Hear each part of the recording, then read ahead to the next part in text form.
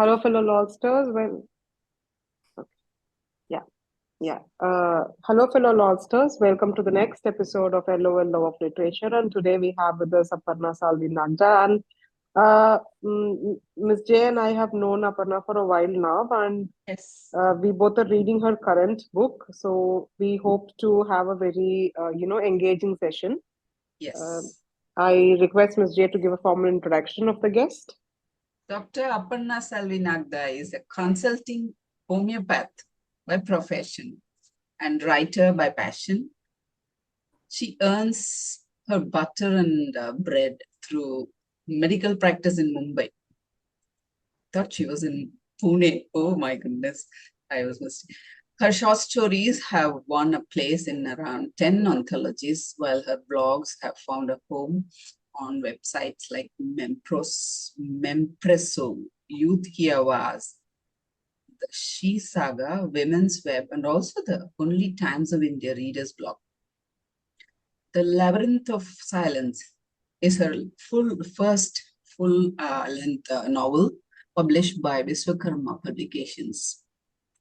Previously, she has published a novella called Not So Grave on Kindle, and also has been a part of a short story collection, Javvaab Pizza, published by Vishwakarma Publications. She wishes to write till the last drop of ink in her pen and her last breath. Oh, continue writing, happy writing. Welcome to LOL, Aparna. Thank you. So it's so happy to have you because your fiction I've been reading, and I felt it's quite special in many ways, which I will come to later. So let's go for the important first question from our Danya. Danya, over to you. Yeah. Yes. So, Aparna, we understand that Not So Grave was a comical reference to death in itself. Death as a concept. It's a comical reference to that. Whereas the current Labyrinth of Silence talks about layers of human emotions and the layers of silence that could unearth such human emotions, right? So, Yes. from writing comical fiction as a novella to graduating to writing about such intense and more serious theme, how was this transition? Was it just a reflection of maybe what you were going through in real life, or was it a transition that you Planned. you consciously wanted to make in your writing journey? Okay, so hi Sridhanya and hi Jayanti ma'am. First of all, thank you so much for having me here. And I must say, I think this is your third or fourth year that you people Fourth are season we are doing. fourth It's year, fourth yeah. season. Fourth So year. fourth year that I have been watching you girls do this kind of activity with authors helping the community grow. Yeah. So congratulations to Thank you you. two Thank you. for Thank you. the kind of support that you're extending to the author community and also the writing community who wants to grow through Yes. these sessions. Coming to your question, Sridhanya, is that see the novel, the first part of the novel was written before the novella. The first part, that is Muki's part, was written before the novella was written. And while I was writing the second, that is Girish's part, I lost somebody very, very close to me. I lost my brother-in-law. And he was a very, very lively person. And his death came as a very much as a shocking thing for us. Okay, it was a very sudden episode which happened in the month of December. And while for me writing has always been cathartic, I'm not a very spoken person. I can't I feel I cannot express myself so well when I speak, because sometimes when we speak, while we speak, we use random words which might hurt people. So 6 months, 7 months, I was in that grief, processing the whole thing, what happened. And that is when I realized that he was a very lively person. He would have never wanted us to, grieve in such a manner. And then I thought, what if he was the one to, guide us? And if he is around us, what would he say and what would he do? And that is how this novella called Not So Grave was shaped. So that character of Robin Hood Singh, which is though my brother-in-law was Gujarati, then I took the fictional liberty to base everything. I made Robin Hood Singh a Punjabi, and his wife a South Indian, and then that North Indian and South Indian, typical Bollywood masala kind of thing. Yeah. And I felt I so remember good reading after writing that novella.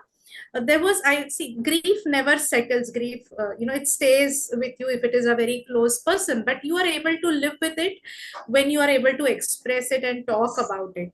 Yes. So after the novella, I again came back to writing my novel. And then the part of Girish and Kashi were written after that. So that is how the novella just happened accidentally. That it was not planned, it was not intentioned. It happened. And it has come out first, and the novel was later. Yeah. So this I didn't expect. I thought the novel was written first. So now, coming to the Labyrinth of Silence. First, I must tell you this, if writers or even as human beings, whatever we can't do is what normally attracts us, right? In that sense, I'm a person, I go for the story or the content or the character, and for that I choose words. Here, I see the lyrical beauty, my goodness, and typical example of building a town and populating people with words. I can say the first 2-3 chapters, especially that Tilakwadi, the building of that first chapter, right after that keys, is a typical example that we can take for any workshop to show how to spread a town in front of you, how to slowly build with words. Words not raw and crude, but so lyrically beautiful. Thanks for that reading experience. And I wanted to save these for this session instead of telling you before, mainly because I wanted you to have it, as firsthand. Now, after reading Tolstoy and all, I always think I know Moscow. I know Moscow as if I've gone there, lived there for some time. I felt somewhat similar to Tilakwadi there. And I thought that part of India I've never visited, I must visit. That's what I felt reading it. Now, I'm going to ask about the title. What do you mean by the title? Labyrinth of Silence. Normally when I write short stories, I have a tentative title that I start with, and then I come back I revisit the title after I'm done with the story, whether that title still is important, it still gives the essence of the story. But I have to start with the title. The first word that I have to type on my screen is the title. Okay, without the title, I cannot do. Yeah. My first habit, if I am writing any short story, so if I'm writing about Jayanti Shankar, I have to, even if it is just writing Jayanti, I will first type the word Jayanti. I cannot begin. My first word will be Jayanti. So when I started this story, this protagonist, that is Mukhi, she was there in my mind. She was the first character that I created, and it is from her that the story started. And she is mute. She is biologically mute. She cannot speak. So silence was the word that struck to me first. Mm. And then I said, just silence does not work from me. Mm. I had read something, I was reading something related to labyrinths while I was reading some science article. Mm. Okay, I was reading about waves and physics and something like that, where Mm. the word labyrinth had come. So Mm. I said, let's call it just Labyrinth of Silence. I just said let's call it Labyrinth of Silence. So the first thing that I typed on my screen Mm. is the Labyrinth of Silence. And Oh. then I wrote, then I forgot about the what the title is, where my story is going. I totally forgot about it. Mm. Then I read it again for editing, re-editing, and then I asked my publisher that, do you think titles, because many a times publishers want to change your title. Yeah. I asked my editor also. So she said, no, perfect. This title is going perfect with the story, because your characters are trapped. They are inside that silence, and that silence is maybe making them move from here to there, Mm. but they are not finding their way out of this silence. Mm. So she said, no need to change the title. Then what I did is that, second thing, commercial point of view, I wanted the title to be a little uncommon, so that whenever people type it for Google search or on Amazon search, it should be a standalone. There should be not some 10-15 books that come along with it. So I typed, there was another book which was called Labyrinth of something something, but it did not have the to it. So then I said the Labyrinth of Silence. So the moment you type, you start typing on Amazon search, and then you start LABY, you will get my book. With the third or the fourth letter, you will get my book.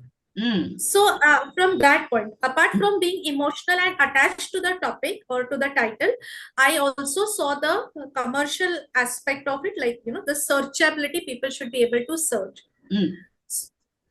So, and there should be limited books in that category, because we cannot say that there will be no books in that category unless and until some gibberish is typed.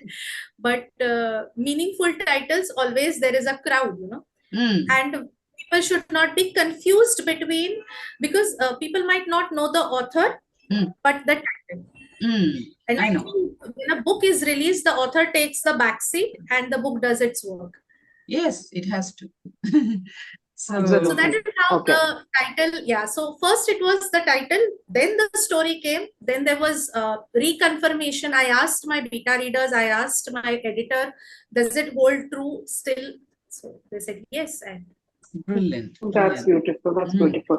Mm. The second question that I would like to ask is that silence could mean different things. For some people it could mean revenge. For some people it could mean like love. There are times when being silent at that moment in time actually means they love us, right? And for some people it could come out of anger. For some people it could even mean introspection. Yes, and absolutely. Even for the same person, the same silence could mean different things in different times. So because I have not actually started reading the book, maybe I don't get this if you have done this in your book or not. So I would like to know, and for the listeners to know, how many, I have already said 4 angles of silence. So how many other angles of silence have you explored through your book? Or if you have explored through the book? Yes, I have, Sridhanya. I thought that because you're asking this question so precisely, I thought you read, because that is how silence has been interpreted. There are 5 main characters in this book, okay? And in 5 different ways, they are using silence. So one character, as I told you, Mukta or Muki, she is biologically mute. She has no option. Okay, she has been blessed like that. And second is Girish, who has suffered. And now he feels there is no point talking it out, because nobody has heard him previously. And he feels the world is a bad place out there. So there is no point talking it out. Third is his mother, Kusum, who feels that silence shows dignity. Silence shows that you are a strong person. Silence shows that you have to project silence, because you have to show a class, you have to show you have to be there out and show everybody that everything is fine with you, which is not always right. Okay, so she's that kind of person who projects silence as a part of her personality, her Yes. dignity. Yeah. Yes. And then there is Narmada, who is angered by silence. She is angered, and then she suffers in silence. She revolts in silence. Okay, it is her way of revolting back to what has happened. So she revolts back in silence. It is only the fifth character, Kashi, who is happy in her silence because Yes. everybody around her is silent. So Yeah, she yeah. feels this is how the world is. You know, if a Yes. child is born in a nuclear family, they feel Yeah. that Mama, Papa is the world. Okay, they don't Yes. know that there can be something else. If a family is born, if a child is born with a single mom, the child feels that is how it is with everybody else. So Yes. here, this girl, she feels that silence is the way of life, and she's enjoying the silence that is there. There is nobody to tell her anything. She takes few liberties, you know, and she's having fun with that silence. So that Yes. is how in five different ways Yeah. the characters, they use, they abuse, they take liberty in silence. Yes. And each chapter is beginning a new beginning. You have crafted in such a way, new beginning, and in the end of the novel, I mean, any reader will get emotional, like I did. This, I mean, silence when it is forced upon someone. Can you tell us, as the author, you know, silence has been forced upon her, right? So, how did you create that character? Frankly speaking, you know, I don't know how I created, because there I don't have a process by which I create. It happens all by intuition. I don't know how much you believe in intuition, No, I do or believe, it is because when you said you normally start with the title, I never get the title first. I'm that kind of a writer.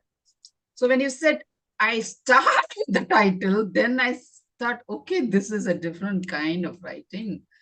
So her thinking is different. So go on, sorry. yeah, no problem. So it just happened. Yeah. I knew that this is what is going to happen. This is the plot. This is how the plot will go. But what each character will feel, or how the growth of the character will grow the plot. The characters took their own decisions, I would say. They kept telling me, this is what is going to happen. I might sound a little maniacal here, but No, they no, kept telling no. me, this is this is how it will No, no, go. this This is is how this it is will go. what Ms. Jayanti usually says also. She says that the characters create the story. The creator doesn't, like Yes. the author doesn't. So it It is her should way be. of saying, so you are as That's maniacal as when we the are, so you characters don't are have to credible. give that But disclaimer. that's when the Yeah. characters are credible. Otherwise, if Aparna were to consciously create, everyone will talk and move like Aparna does. I mean, right?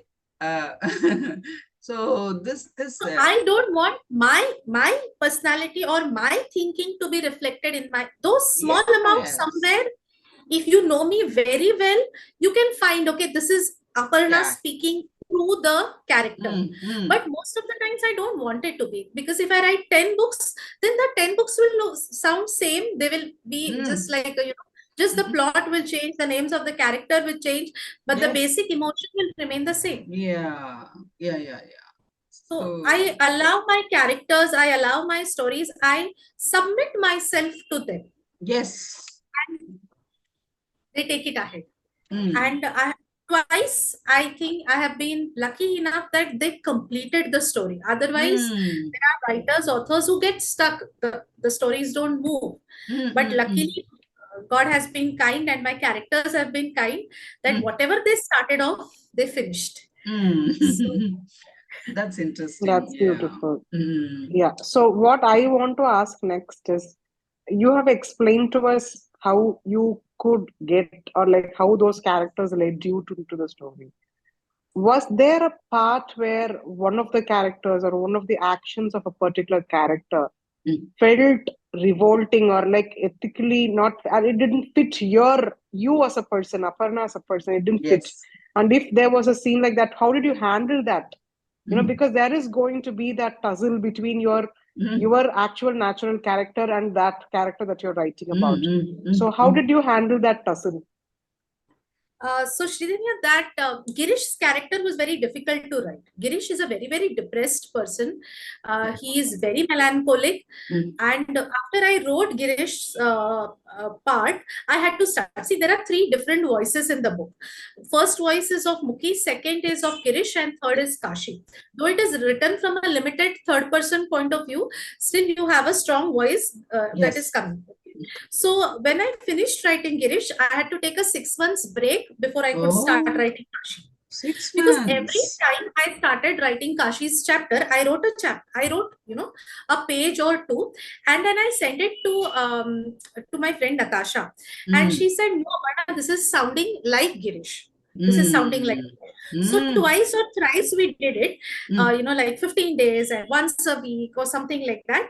I used to write one chapter and send it to her, and she used to say, "No, this sounds as if it is Girish who's speaking." So then she said, "Leave it aside. We will leave this." So I left it for 6 months. I did not do. I just kept writing short stories.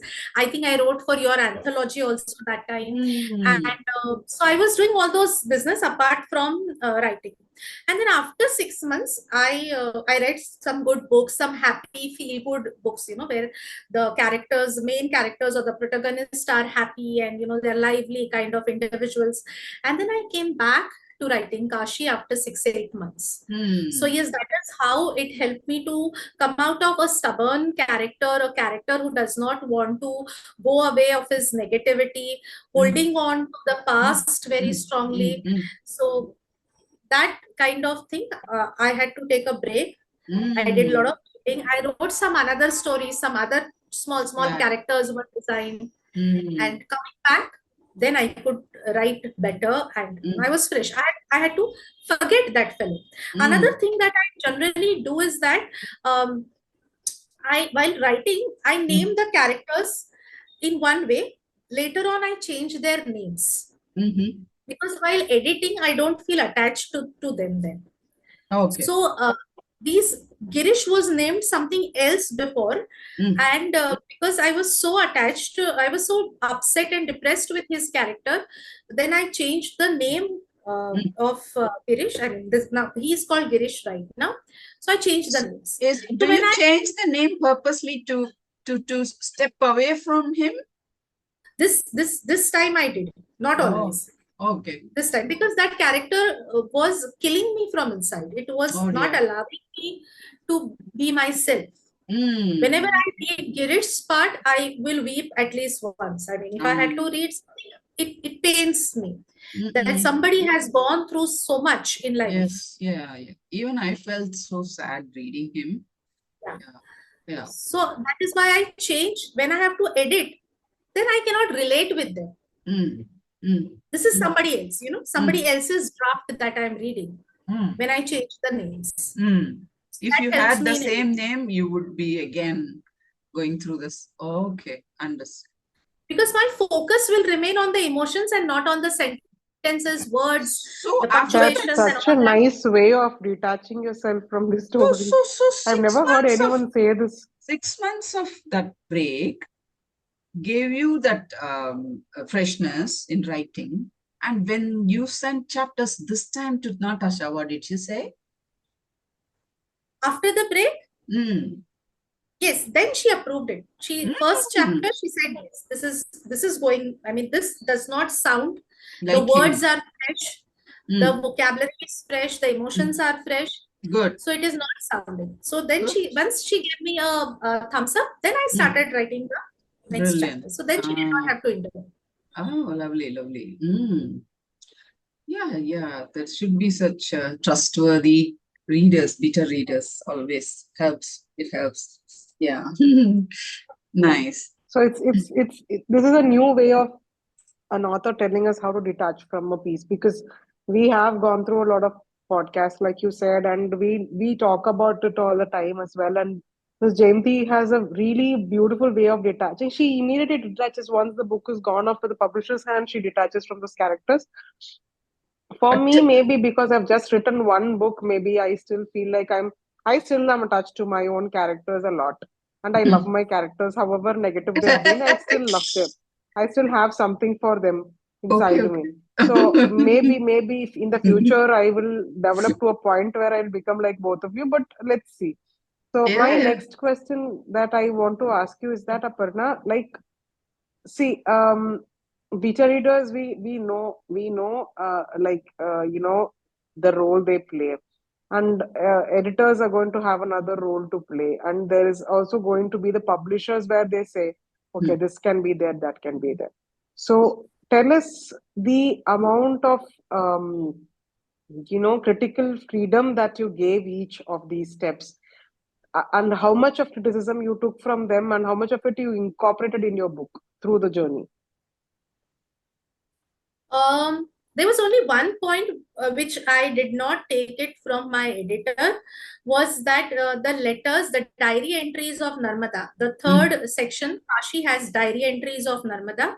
So my editor wanted them to be as separate standalone chapters, which I did not want them. I wanted the narrative and the diary to be a regular flow of words. When you read somebody's diary, you don't decide that today I will read chapter 1, tomorrow I will read chapter 2.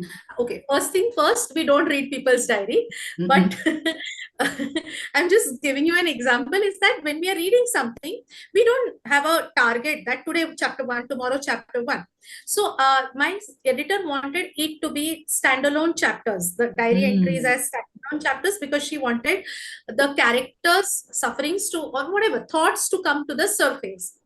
But for me, it was the daughter reading her mother's diary. Okay. So now the way the daughter is reading, if she stops at half a page in that diary, it had to be half a page there. Because there were certain things that the mother has written before the daughter was born. So the daughter is slowly coming to terms to reality while reading her mother's diary. So she cannot read. When she reads something about her mother's sexuality or her mother's desires or something, she's going to stop. And I want the reader also to stop at that time. So that's the only place, that was the only place I was So when you explained this, the person took it?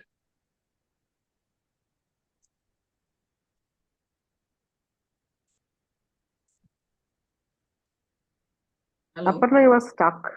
Yes. I think her network is lagging or something. Yeah.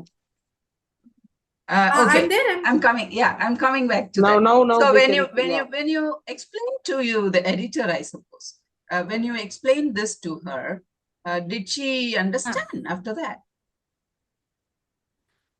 She did understand to some extent, but then later on she said that she had her way of looking at it, because she was looking at it as a more commercial point of view. That what is good for a reader, and the page size and the chapter size and the time, the minutes people dwell on a chapter. She had the psychology of marketing in her mind, where I was totally from the point of view of creativity and how the flow should go. So that is where we agreed that she would give me the upper hand in that case. Whereas there were certain metaphors which she chopped off. She said, no, these metaphors don't work here. So I gave her an upper hand where the text was concerned, where the language was concerned. She asked me to, change paragraphs somewhere here and there. I gave her the upper hand. I totally gave away. Only the diary entries, I think I was very firm.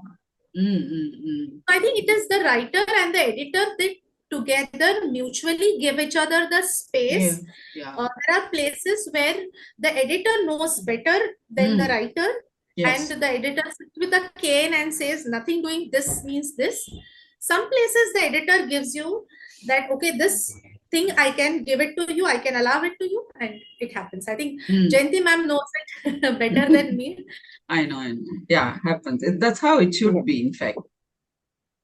Because two brains working together will actually help the manuscript. But then again, no need to be too compromising at the same time, So there were places where I had loved the line, I had loved a particular line, and she said, no, This Mm. line is disrupting the flow. This is your Mm. ideology which is, coming into the narrative. We don't want Mm. your I ideology in the think narrative. that makes sense. That makes Yeah. sense. So then I had to give away. I mean, it's like I a did speed breaker, compromise. right? If you remove it, the flow will be better. That's nice. Good editing, that is. Yeah. So So, yeah, okay. My next question would be that I think there's a few minutes before this call ends. We can log back in, or we can end the call right now and log back in, so that I have one more question. I think Ms. Jayanti might have one or two again. yes. After that, we can go back to the next segment. Yeah. Can you? I'm We ending will- the call. You Yes. can log back in through the same link. Oh.